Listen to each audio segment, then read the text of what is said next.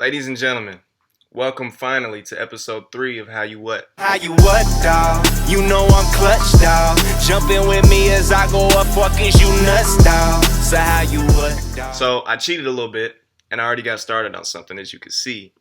But I'm going to break this down, what I've done so far, and then we can move forward and make it crazy. So the sample that I'm going to be using today is from a movie called $100,000 for Ringo, which is an old spaghetti western from the 60s. And this is the track I chose to sample.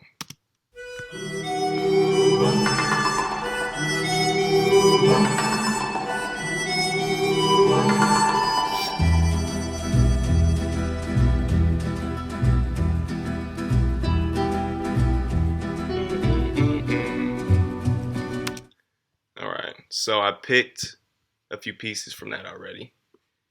First of which being that initial beginning of the song.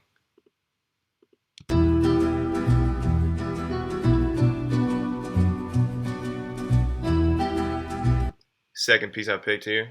I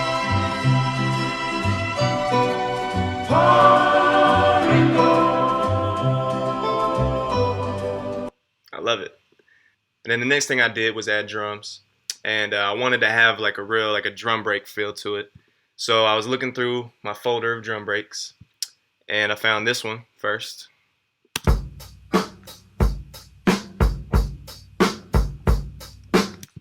And I thought, hey, that's great. And then I came across this one as well. And I said, hey, that's great too. And then I came across this one.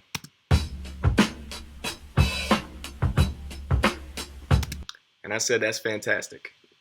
So what I did was, as you can see here, I made sure to put my flex time edits in there so that all of these drum breaks matched up to 90 beats per minute. And then I said, fuck it. What do they sound like all together?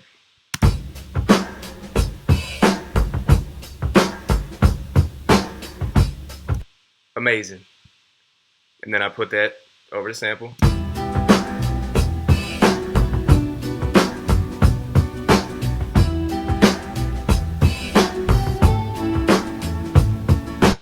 And it sounds beautiful. And that's all I've done so far. So we're going to keep it moving from there. So I think I want to leave the sample relatively alone. I don't want to do too much to change it. Because I love the way it sounds already. And usually I like to really warp my samples and make them, kind of sound wild. But for this beat, I'm just kind of feeling the opposite way. I just want to leave it kind of the way it is a little bit. I'm going to do some EQ on it.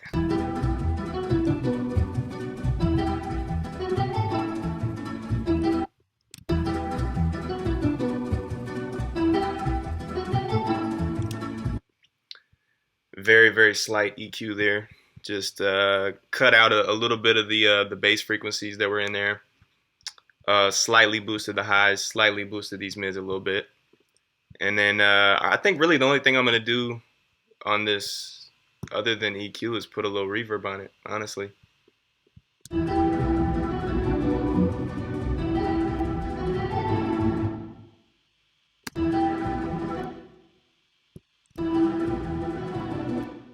Like that.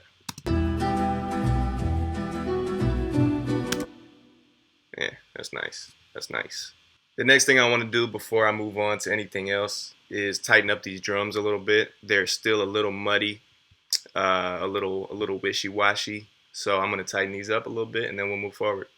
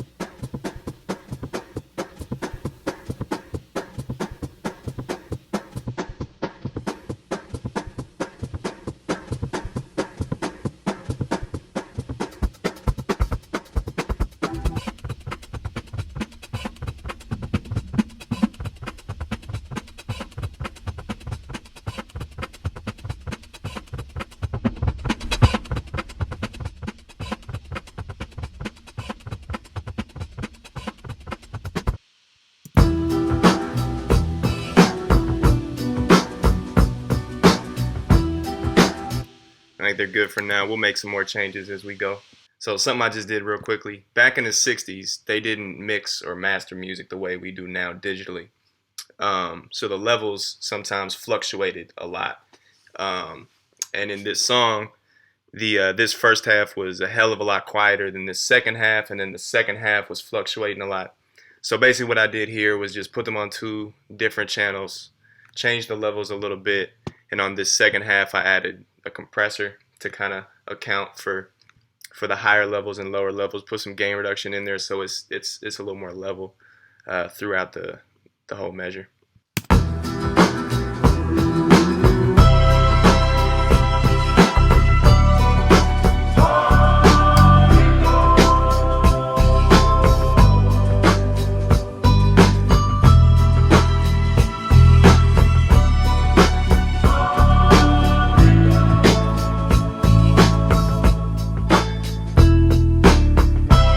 Okay, so now I want to put a kick under all these drum breaks because I want the kick to really punch a little more than it is.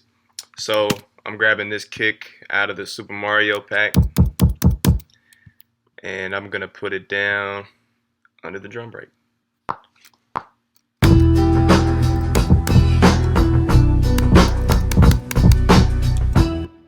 What?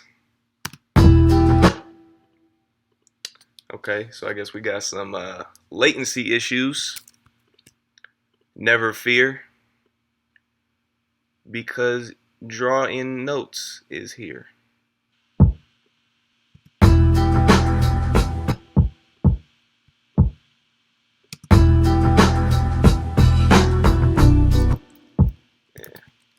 so we're repeating that pattern.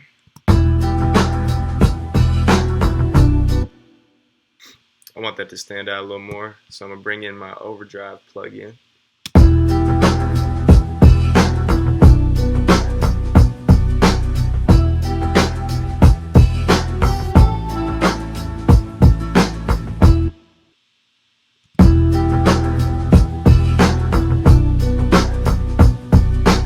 So I think I figured out the chords for this song, and I might add some guitar. Alright, I'm going to record with the screen capture turned off because it's fucking up. But I'm going to still record my face so y'all can see the process.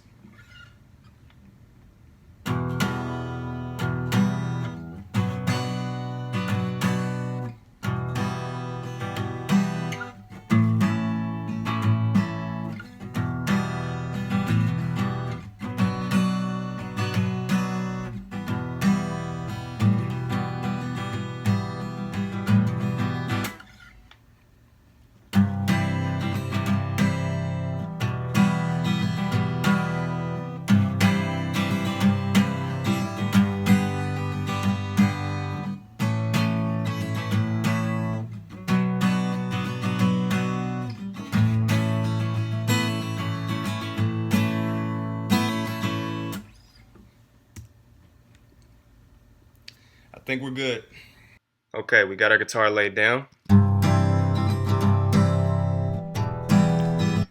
What I'm going to do with the guitar is I'm going to add some flex time edits so that just the same way I did on the sample, I'm going to make sure that the guitar lines up perfectly because I didn't play it perfectly.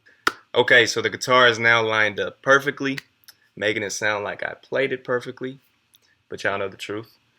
So what I want to do with this guitar is beef it up a little bit, spread it out. I didn't really touch the sample that much. The sample kind of is how it was in the recording. So what I want to do with the guitar is kind of put that out left and right to kind of hug the sample and add a whole new element, a new dynamic to the stereo range a little bit. So that's what we're going to do.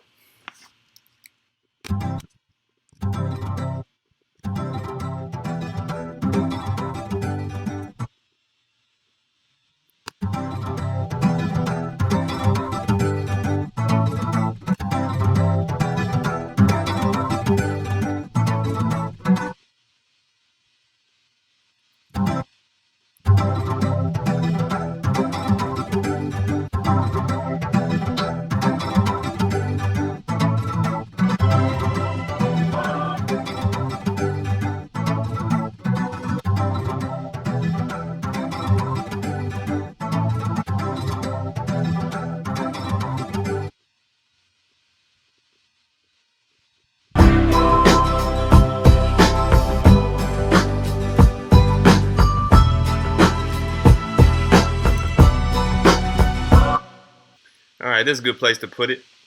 Anytime I record guitar, I always change it up so much. It always takes me forever to mix guitar because I can never get it exactly where I want it.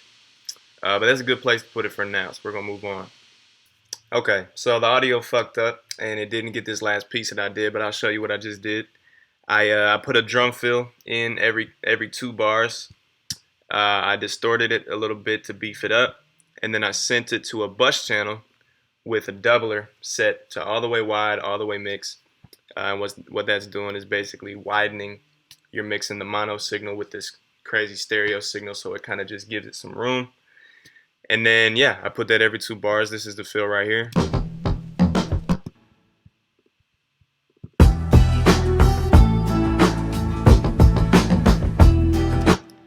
So yeah, something simple. I don't know if I have it every 2 bars, but we'll see. Final step is to arrange this bitch.